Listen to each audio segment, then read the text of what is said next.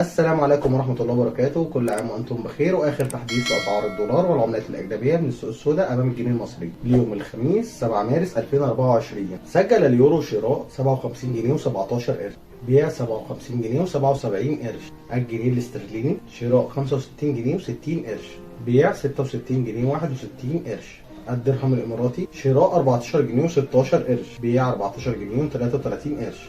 الدينار الكويتي شراء 168 جنيه و44 قرش، بيع 170 جنيه و15 قرش.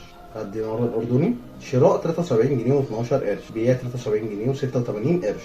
الريال القطري شراء 14 جنيه و28 قرش، بيع 14 جنيه و41 قرش. الريال السعودي شراء 13 جنيه و87 قرش، بيع 14 جنيه و4 قروش. واخيرا الدولار شراء 52 جنيه و23 قرش، بيع 52 جنيه و75 قرش. ولو انت مهتم باسعار العملات ما تنساش لايك الفيديو واشتراك في القناه وفعل زر الجرس عشان يوصلك كل جديد.